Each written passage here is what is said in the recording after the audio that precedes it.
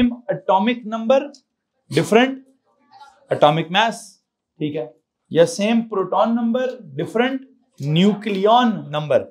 हम इस तरह के बहुत सारे जुमले लिखते हैं कि जनाब क्या होगा, दोबारा सुन लीजिए, same atomic number different atomic mass, same proton number different nucleon number, same number of protons different number of neutrons. इस तरह के हमने कुछ जुमले पढ़े हुए हैं।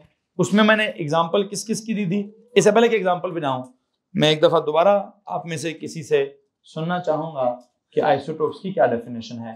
बेटा जी आपसे, क्या नाम है आपका? बॉयज में सबसे पीछे बैठे हैं जी, आपका नाम क्या है? अली। अली प्लीज बताइए ये आइसोटोप्स की क्या डेफिनेशन है? Different atoms of the same element,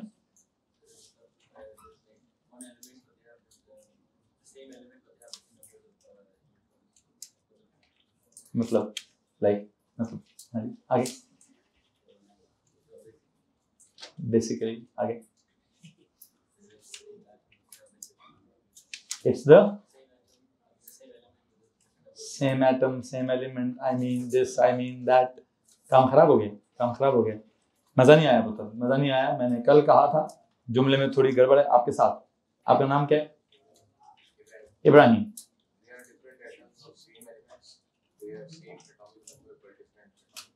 चलो जी, हमने उन्होंने कहा जी they are the different atoms of the same element having the same number of protons but different number of neutrons. इसमें किसी को मसला है भाई?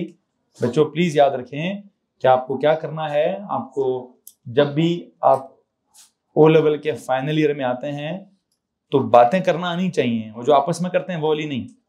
कौन सी वाली? ये जो फिजिक्स केमिस्ट्री की बातें होती हैं, इसके जुमले कंपोज करना, बड़े स्टैंडर्ड जुमले बनाना आने चाहिए हमें। क्या जुमला बनाया हमने? अली जरा दोबारा बोलोगे? सोच के, आंखें बंद कर लो, अब बोलो। Different number of atoms in the same element. आंखें बंद करोगे तो सही जवाब आएगा। मुझे देखोगे तो मेरी शक्ल वैसी ब्लाउज जैसी है। हाँ, अच्छा खासा अल्लाह ने बनाया हुआ है। लोग कहते हैं सर आपको देखते हैं तो कुछ होता है वो भूल जाते हैं, जो आता है वो भूल जाते हैं जी।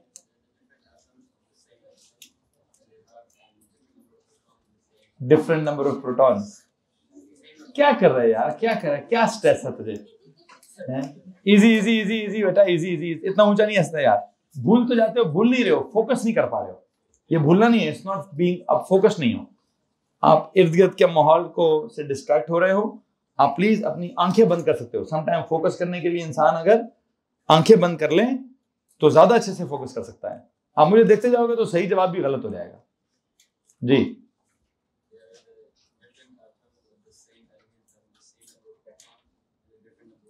हाँ, अब कुछ बेहतर हुआ है। अब उसने आंखें मुझसे चुराई हैं। बड़े बड़े लोग मेरी आंखों में देखने से डरते हैं तो मसला हो जाता है। जनाब साहब यहाँ को मुझे बताना चाहते हैं भाई जी, भाईजान इधर को बैठे हुए थे, आप बताओ जी। हाँ, आप ये मछलियों से निकलोगे तो कुछ सेम एलिमेंट सेम प्रोटॉन होगा ना जी। जितना तू जमीन से बाहर है पुत्र उतना तो जमीन के अंदर भी है, ठीक है। मस्ती ना किया अगर क्लास के दौरान नालायक आदमी। क्या पढ़ा रहा हूं? पूछो क्या होता, बताओ क्या होता है आगे।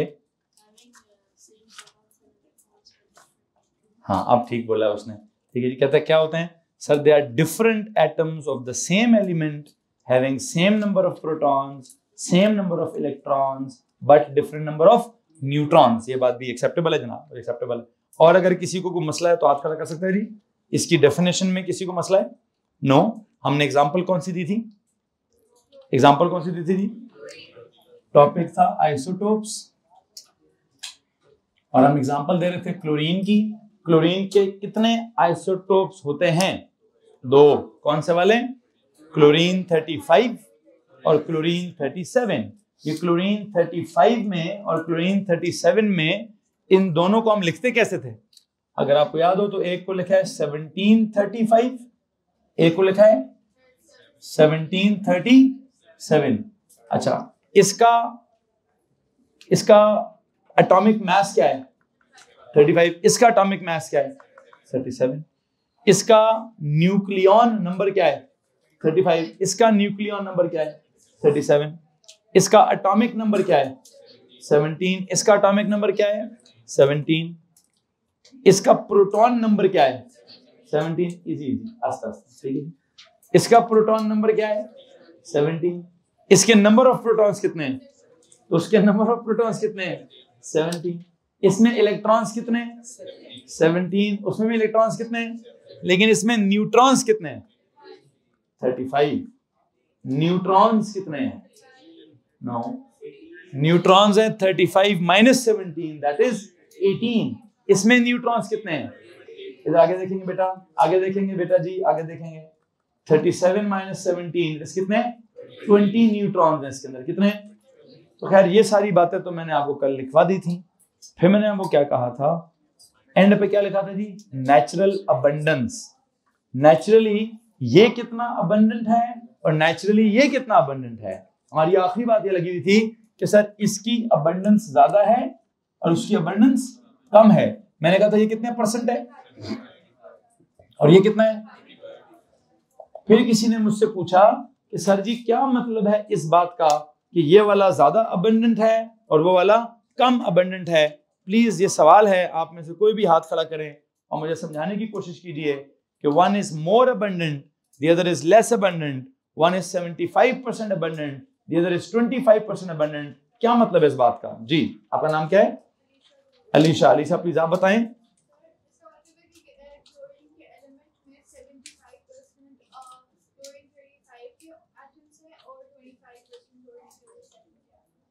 मतलब अगर मैं कहूं जी कि किसी रूम, इस रूम के अंदर if there are 100 chlorine atoms, तो आप क्या कहेंगी उसमें से कौन से वाले कितने वाले हैं।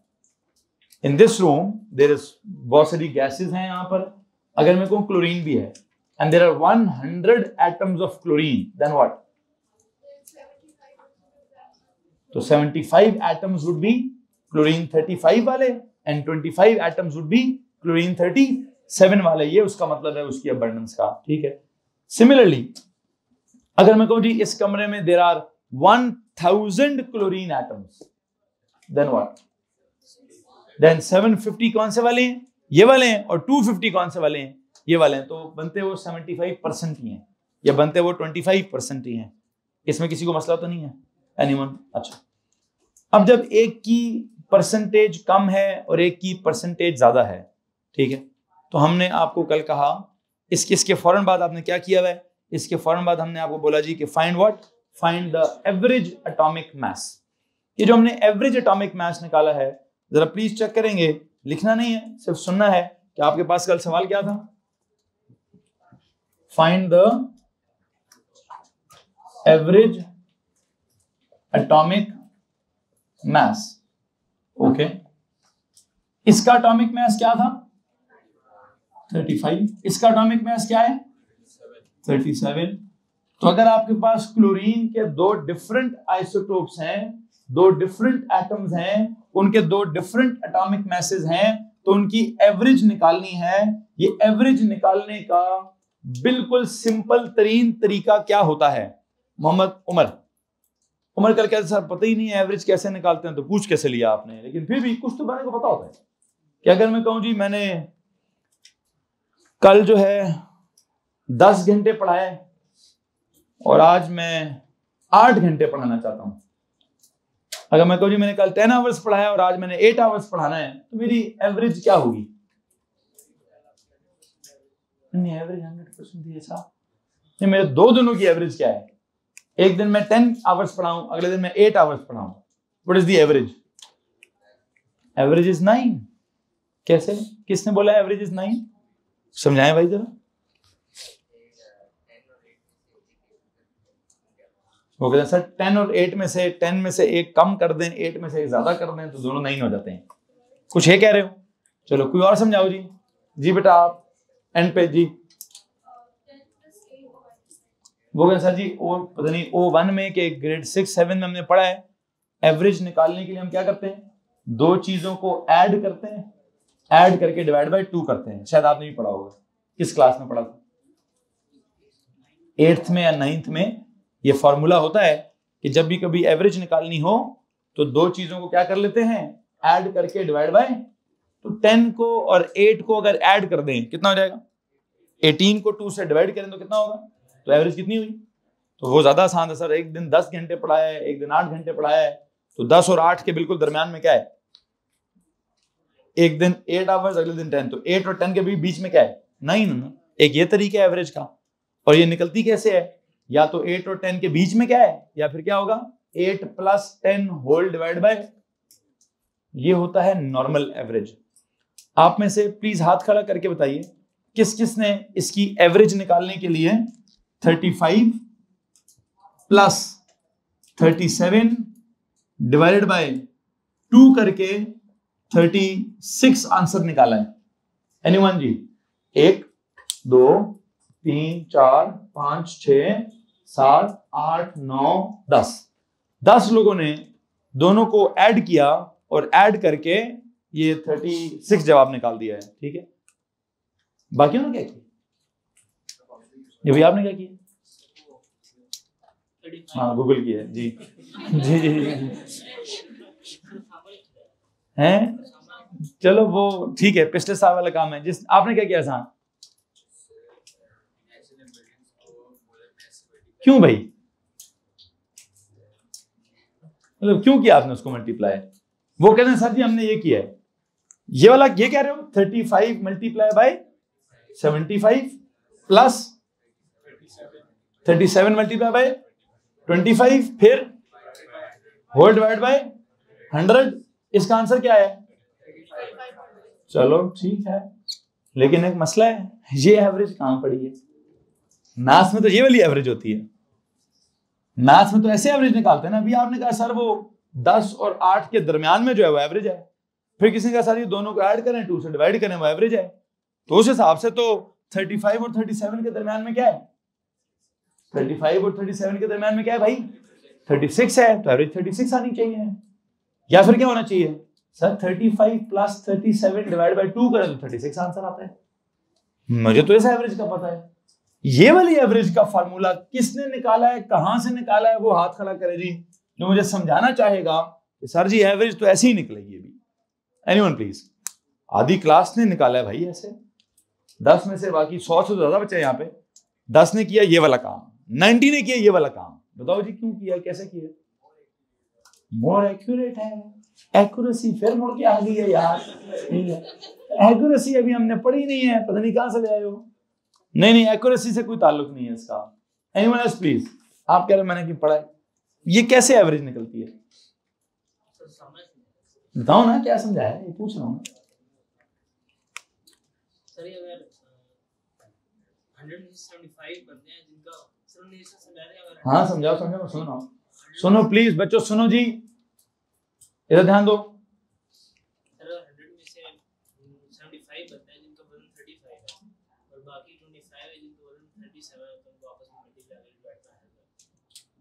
मुझे नहीं समझ आया, नहीं तो मुझे भी समझाओ अब आगे से, आपको समझ आ गई है, क्या समझ आया दोबारा समझाओ, कहता सर मुझे समझ आई भी है, दोबारा समझाओ क्या समझ आई, ऐसे समझाना कि थोड़ा सा मुझे भी समझ आ जाए कि सर कितने बच्चे हैं, 35 बच्चे हैं, थोड़ा 100 बच्चे हैं जिनमें से 75 का वजन 35 है, 75 का वजन 35 है, ठीक है आगे, जो बाकी 25 बच्चे हैं उनका वजन 37 है, तो कहते हैं सर पहले काम करें वो 35 बच्चों के वजन को ना 35 कितनी दफा, तो 35 मल्टीप्लाई बाय 75 कर दें, क्यों जी, तो सर 35 बच्चे नहीं 75 स्टूडेंट्स ऐसे हैं जिनका वजन क्या है 35 है, तो सर 35 को 75 से मल्टीप्लाई कर दे, कर दिए जी।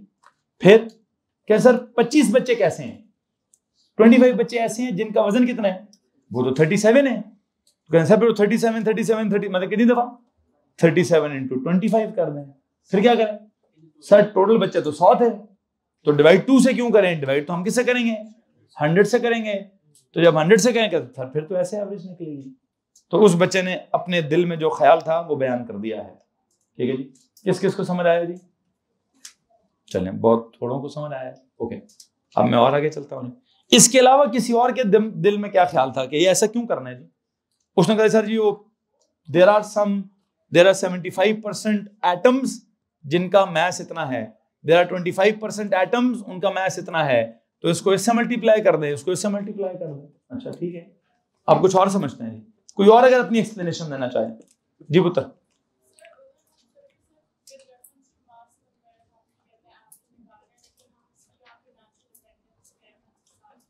हाँ, ये ज्यादा बेहतर जवाब है कि सर जी यहां पे आप निकाल रहे हैं सीधी सीधी एवरेज। क्या निकाल रहे हैं?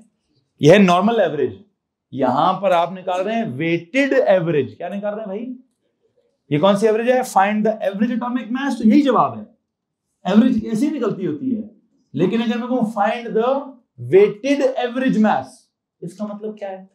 यार ऐसी एवरेज निकालें जिसमें उसकी वेटेज भी, किसी की वेटेज ज्यादा होगी, किसी की वेटेज कम होगी। तो वेटेज वाला फिनोमेना भी क्या हो?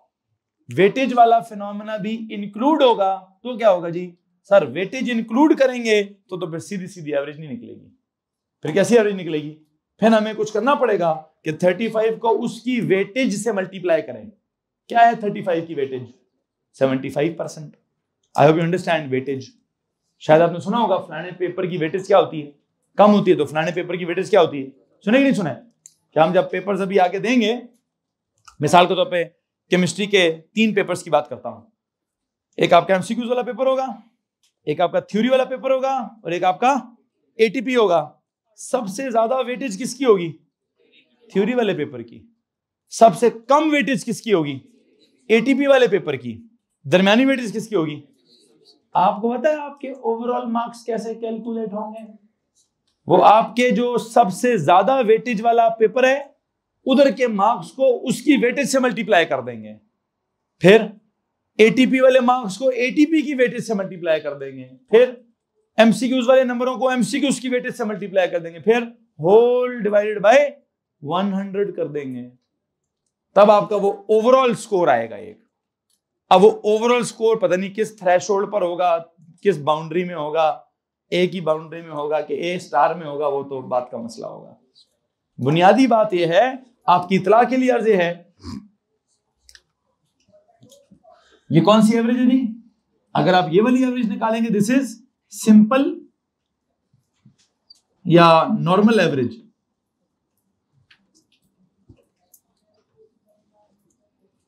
यह simple normal average.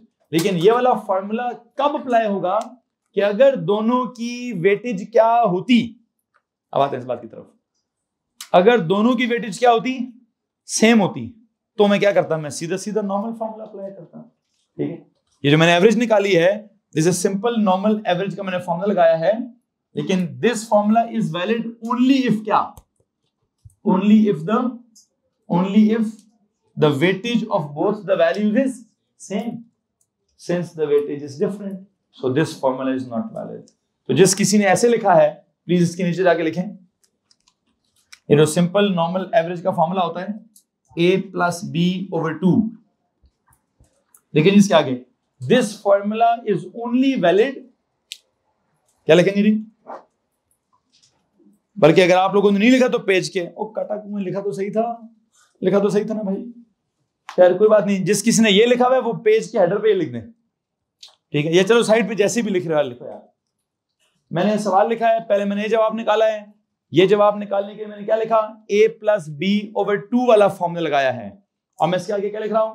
This formula is valid only if क्या? लेकिन अगर आप नॉर्मल नोट्स में नहीं लिखना चाहते तो साइड नोट्स पे लिख लें।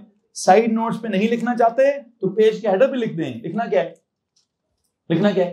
लिखना यह है कि this formula is valid only if the क्या? If the weightage of both the values is क्या? is same. If the weightage of both the values is same. ये जो a plus b over 2 वाला फॉर्मूला होता है ये average का यही फॉर्मूला, बेसिक एवरेज का यही फॉर्मूला है, सिंपल एवरेज का यही फॉर्मूला है, नॉर्मल एवरेज का यही फॉर्मूला है। इसी के थ्रू एवरेज निकलती है। लेकिन कब? जब वेटेज क्या होती है? जब वेटेज इक्वल होती है। ये फॉर्मूला कब तक वैलिड है? This formula is valid only if क्या? If the weightage of both the values is क्या, इज इक्वल या सेम। हाउएवर अगर वेटेज सेम ना हुई तो क्या होगा, तो ये नहीं, फिर कोई और फॉर्मूला लगेगा। ठीक है, सिंस द वेटेज ऑफ, देखिए, since the weightage of both the isotopes is different, since the weightage of, weightage मतलब अबंडेंस, एक की वेटेज कम है एक की वेटेज ज्यादा है, एक की एग्जिस्टेंस कम है एक की एग्जिस्टेंस ज्यादा है, एक की परसेंटेज अबंडेंस कम है एक की परसेंटेज अबंडेंस ज्यादा है, तो वेटेज सेम नहीं है। तो क्या लिखे, since the weightage of different isotopes is different, since the weightage of different isotopes is different, so what, so this formula would not apply. So this formula, this simple formula of average would not apply. So this simple formula of average would not apply. This simple formula of average would not apply.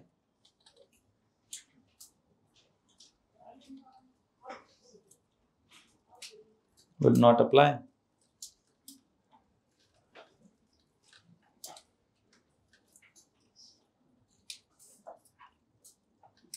तो फिर क्या है जी, there is a new, देखिए जी, there is a new different formula, there is a new different formula,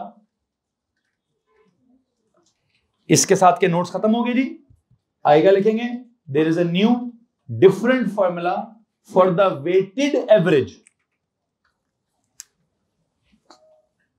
there is a new different formula for the weighted average. क्या है वो new different formula for weighted average, उसमें जो भी value होती है उस वैल्यू को उसकी वेट ए को किससे मल्टीप्लाई करेंगे, अगर एक वैल्यू ए को मल्टीप्लाई करें किससे, इट्स परसेंटेज से, बल्कि इट्स वेटेज से, its weightage, A multiplied by its weightage, फिर प्लस क्या जी, बी मल्टीप्लाई बाय उसकी वेटेज, होल डिवाइड बाय क्या, whole divide by total weightage.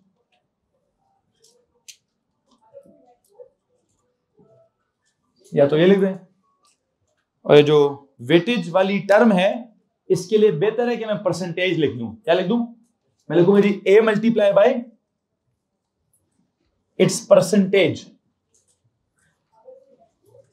It's percentage क्या, its percentage abundance, plus B multiply by क्या, उसकी percentage abundance.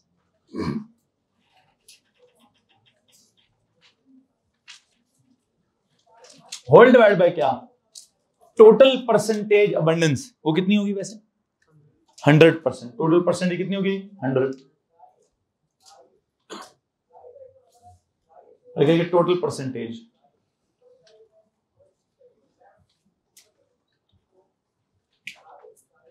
ये लो जी, ये है बुनियादी तौर पर फॉर्मूला। तो मुझे बताएं पहले वाला मैथ्स क्या था, पहले वाला मैथ्स इज 35, उसको किससे मल्टीप्लाई करें, बताएं जी, उसको उसकी परसेंटेज है 75, उससे मल्टीप्लाई कर दें, फिर प्लस, फिर क्या करें जी, फिर दूसरे वाला मैथ्स क्या है 37, उसको किससे मल्टीप्लाई करें, उसकी वेटेज है, उसकी परसेंटेज कितनी है, that is 25, whole divide by क्या कर दें, टोटल परसेंटेज कितनी है 100। तो बताएं जनाब जी क्या जवाब आता है, सर जी द आंसर इज 35.5। हेलो जी, आंसर क्या आ गया, 35.5 आंसर आ गया है। So you know what is happening, हमने कहा हमारा कल का टॉपिक क्या था, find the average atomic mass. हमने एवरेज कैसे निकाली, अगर हम ऑर्डिनरी तरीका लगाएं अगर हम सिंपल नॉर्मल एवरेज का फॉर्मूला लगाएं तो वो तो होता है a+b/2। a+b/2 में 35 + 37/2, तो आंसर क्या आ रहा है? 36। तो हमने कहा ये तो फॉर्मूला तब लगे जब क्या होना चाहिए, जिन 10 बच्चों ने ये वाला फॉर्मूला लगाया है उन्होंने क्या सोच के लगाया होगा ये कि सर हमने तो इसी तरह की एवरेज पढ़ी है। लेकिन ये इस तरह की एवरेज कब अप्लाई होती है? जब दोनों वैल्यूज की क्या हो जी, जब दोनों वैल्यूज की वेटेज क्या हो, इक्वल हो। किसी को मसला इस बात से? ठीक है, तो अब क्या होगा, लेकिन अगर किसी की वेटेज ज्यादा हो और किसी की वेटेज कम हो तो यू नो व्हाट हैपेंस, हमें उसको क्या करना पड़ता है, उसकी वेटेज से मल्टीप्लाई करना पड़ता है। मिसाल के तौर पर मैंने इसकी मिसाल आपको किस तरह से दे दी, एक तो इस जगह पे एक की वेटेज डिफरेंट है, दूसरे की वेटेज डिफरेंट है। जो मैंने आपको इनिशियली मिसाल दी थी कि मैंने कल 10 घंटे काम किया और आज मैंने 8 घंटे काम किया, तो मेरी एवरेज कितनी है, कितनी थी एवरेज? अच्छा, अब मेरे दिमाग में एक और सिचुएशन भी आ रही है। आई होप आप में से वैसे तो भी किसी ने काम धंधा करना स्टार्ट नहीं किया है तो आपको शायद पता ना हो, लेकिन शायद आपने कभी ना कभी सुना होगा कि सर जी पाकिस्तान में तो खैर ऐसा निज़ाम है कि नहीं, बाहर मुल्कों में बड़ा हर चीज़ का बड़ा एक स्टैंडर्ड निज़ाम है। किस चीज़ का? तनख्वाह का निज़ाम। किसी को पता वो क्या वहाँ क्या तरीकाकार होता है? नॉर्मल आवर्स का जो वेज होता है वो डिफरेंट होता है, जो एक्स्ट्रा आवर्स लगाए जाते हैं उसका वेज डिफरेंट होता है। ठीक है, तो वहां जब टोटल वेज निकाली जाती है तो नॉर्मल आवर्स को उसकी वेज से मल्टीप्लाई करते हैं। एक्स्ट्रा टाइम में अगर किसी ने काम किया तो उसकी वेज कुछ और होती है, वहां किसी और तरह से मल्टीप्लाई करते हैं। तो वहां वो हर चीज की अपनी अपनी वेटेज है कि नॉर्मल घंटों में काम करोगे तो ऐसे वेटेज, ऐसे तुम्हारी तनख्वाह निकलेगी। एक्स्ट्रा आवर्स में काम करोगे तुम्हारी उसकी वेटेज ज्यादा, उसकी क्या काउंट होती है, उसकी वेटेज ज्यादा काउंट होती है, उसके ज्यादा डबल पैसे मिलते हैं। लेकिन बहरहाल वो वाली एग्जांपल एग्जैक्टली यहाँ नहीं अप्लाई हो रही। मैं बस आपको पेपर वाली मिसाल ज्यादा बेहतर है यार। सबसे बेहतरीन मिसाल कौन सी वाली है? हमारे पेपर वाली है। जैसा जी एक पेपर की वेटेज कम होती है, एक पेपर की वेटेज ज्यादा होती है, तो टोटल मार्क्स कैसे निकालते हैं? वो टोटल मार्क्स निकालते हैं आउट ऑफ 100। कैसे पता चलता है वो? मैं अगर कहूँ जी एक पेपर आपका 40 मार्क्स का है, एक पेपर आपका 60 मार्क्स का है, एक पेपर आपका ATP वाला 30 मार्क्स का है, तो कुल मिला के मार्क्स कितने हुए? 130। लेकिन अगर हो गया मैं तो नंबर तो मैं टोटल 100 में से दूंगा तो क्या होगा वो? लेकिन खैर मैं उधर भी नहीं जाना चाहता यार, वो 3 चीजें आ गई हैं, वो भी मुश्किल एग्जांपल हो गई है। सबसे आसान एग्जांपल क्या है? इससे ज्यादा आसान एग्जांपल कोई नहीं हो सकती कि 35 वाले की वेटेज कितनी है। वेटेज मतलब उसकी परसेंटेज कितनी है, उसकी अबंडेंस कितनी है, वो 75 है। 37 वाले की वेटेज क्या है? सर वो कम है। वो कितनी वेटेज है? वो 25% है। तो आप 35 को 75 से मल्टीप्लाई करें और 37 को 25 से मल्टीप्लाई करें और होल डिवाइड बाय क्या कर दें? 100 कर दें। खुद ब खुद क्या हो जाएगा? खुद ब खुद आपकी एवरेज आ जाएगी। या इसके लिए उस बच्चे ने एक जवाब दिया कि सर जी मैंने प्री ओ लेवल में कैसे सीखा है? मैंने प्री ओ लेवल में ऐसे सीखा है कि there are 100 atoms of chlorine. यही सीखा है। कहते समय क्या सीखा? There are 100 atoms of chlorine, जिसमें से 75 atoms are like this and 25 atoms are like this. तो कहते मैंने क्या किया, मैंने ना सर इस मास को, चूंकि 75 एटम्स ऐसे हैं, इसको 75 से मल्टीप्लाई कर दिया। फिर इस मास को 25 एटम्स ऐसे हैं, इससे मल्टीप्लाई कर दिया। तो टोटल एटम्स कितने थे? मैंने 100 से डिवाइड कर दिया। वो ये कहना चाहते हैं। इसमें किसी को मसला है? वैसे मेरे पास एक और बात भी है। मैं सीधी सीधी बात आपको एक और समझा देता हूं कि अगर मैं कहूं अब ये मैथ्स है, प्योर मैथ्स की तरफ जा रहा हूं जी मैं। सर जी 35 को क्या करें? मल्टीप्लाई बाय 75% करें, प्लस 37 को क्या करें? मल्टीप्लाई बाय 25% करें। खुद ही जवाब आ जाएगा। ये मैंने क्या किया सर? इसको ना सिर्फ इसकी सीधा परसेंटेज से मल्टीप्लाई कर दें, फिर इसको क्या करें? उसको अपनी परसेंटेज से मल्टीप्लाई कर दें। ओवर 100 खुद ही हो जाएगा। कैसे? Sir 35 into 75%। किसी को मसला है? फिर 37 इंटू 25%। फिर सर एलसीएम ले लें। बड़ी एलसीएम 100। फिर होगा 35 इंटू 75 प्लस 37 इंटू 25। जो मर्जी है करें भाई, फाइनल आंसर इस क्या।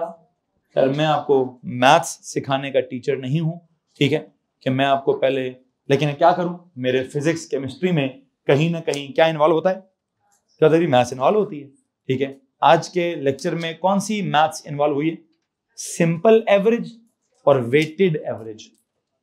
मैं चाहता हूं कि आप याद रखें कि जब भी कभी एवरेज निकालें, कोई बंदा कहे कि एवरेज निकालो, तो आपने उससे क्या पूछना है, भाई सिंपल एवरेज निकालूं या वेटेड एवरेज निकालूं। क्या करें, अगर कोई आपसे पूछे जी एवरेज निकालें, तो आपने क्या पूछना है, भाई सिंपल एवरेज निकालूं या वेटेड एवरेज निकालूं। ये सिंपल एवरेज का मतलब क्या है, सर सीधा सीधा ऐड करके डिवाइड बाय 2 करूं, या फिर उसको उसकी परसेंटेज को इन्वॉल्व करके एवरेज निकालूं। तो जिसकी परसेंटेज ज्यादा होगी उसका लेना देना ज्यादा होगा, जिसकी परसेंटेज कम होगी उसका लेना देना। आपने एक बात पे गौर किया, यहां एवरेज 35 और 37 के बिल्कुल किधर आई, बिल्कुल किधर आई, दरमियान में। लेकिन इस तरीके से एवरेज किसके करीब है, अगर आप नंबर लाइन देखें, ये 35 है, ये 36 है, ये 37 है। अगर आप नॉर्मल एवरेज निकालें तो 35 की और 37 की नॉर्मल एवरेज क्या है, 36 है। लेकिन अभी कितनी एवरेज आई है, क्यों जी एवरेज इधर क्यों आई है, एवरेज किसके करीब आई है, 35 के करीब क्यों आई है एवरेज, उसकी परसेंटेज ज्यादा है। जिसकी परसेंटेज ज्यादा होगी एवरेज उसके करीब चली जाएगी। अब ये मैथ्स है भाई, मैथ्स में जाके सीखना ज्यादा अच्छा सीखोगे, ठीक है। अभी जितना मैं सिखा सकता था मैं उतना सिखा चुका हूं। क्या सिखा चुका हूं, सर सादी सादी एवरेज हो तो दरमियान में आती है, सादी सादी एवरेज हो तो बिल्कुल 35 और 37 की एवरेज सादी होती तो 36 होती। लेकिन क्लोरीन में मसला क्या है, क्लोरीन का मसला यह है सर उसका एक आइसोटोप ज्यादा अबंडेंट है, दूसरा आइसोटोप कम अबंडेंट है। एक की परसेंटेज ज्यादा है, एक की परसेंटेज कम है। एक की वेटेज ज्यादा है, एक की वेटेज कम है। एक का इन्वॉल्वमेंट ज्यादा है, दूसरे की इन्वॉल्वमेंट कम है। एक का लेना देना ज्यादा है, दूसरे का लेना देना, तो जिसका लेना देना ज्यादा है एवरेज किसके करीब आएगी, एवरेज के करीब आएगी। किसका लेना देना ज्यादा था, 35 वाले का, क्योंकि उसकी परसेंटेज ज्यादा है। तो आप जरा एवरेज चेक करना किसके करीब आ रही है, बिल्कुल दरमियान में आ रही है, नो। 37 के करीब आ रही है, नो। किसके करीब आ रही है, क्यों, उसका लेना देना ज्यादा है साहब। ये लेना देना मतलब उसकी इन्वॉल्वमेंट ज्यादा है। कौन सी इन्वॉल्वमेंट ज्यादा है, सर उसकी परसेंटेज ज्यादा है। परसेंटेज ज्यादा है तो उसका मतलब क्या है, वेटेज ज्यादा है साहब। तो वेटेड एवरेज किसी और तरीके से निकलती है। इसको मैंने कौन सी एवरेज बोला है, नॉर्मल एवरेज। इसको क्या बोला है, वेटेड एवरेज। कौन सी वाली, वेटेड एवरेज। किसी के पास कुछ सवाल है तो प्लीज हाथ खड़ा कर दीजिए। एनीवन, जी पुत्र, थोड़ा सा ऊंचा। कौन से, हाँ फिर वो वहां कैसे किए,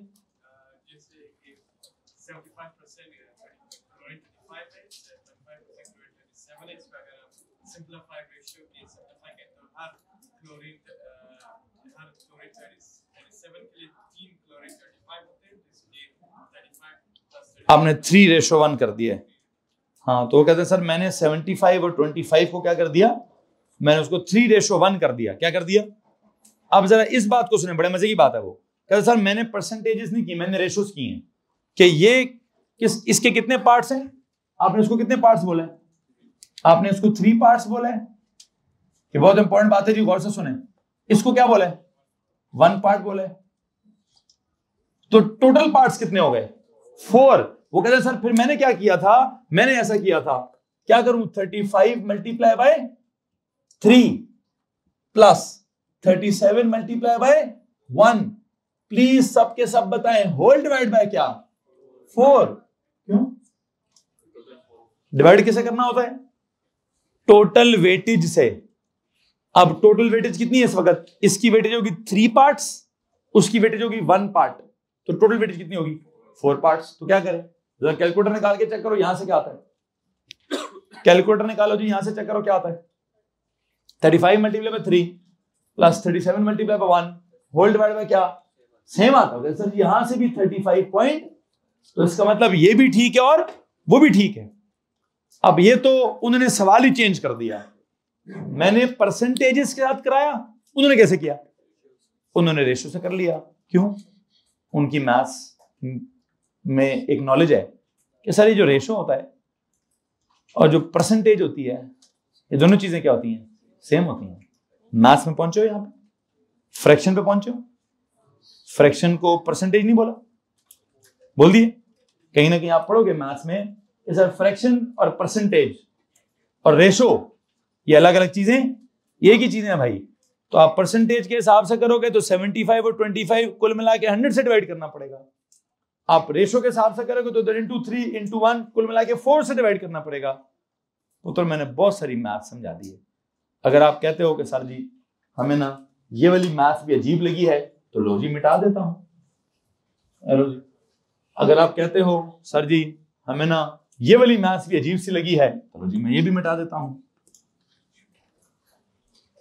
अब जी सर जी हमें क्या करना है? केमिस्ट्री का लेक्चर है, मैथ्स क्यों पढ़ा रहे हैं? रटा मरवाएं। केमिस्ट्री में बहुत सारी चीजों के हम ये केमिस्ट्री में मैथ्स आएगी तो रटा मारेंगे, ठीक है? तो रटा अगर मार सकते हैं तो इसका रटा मार लें।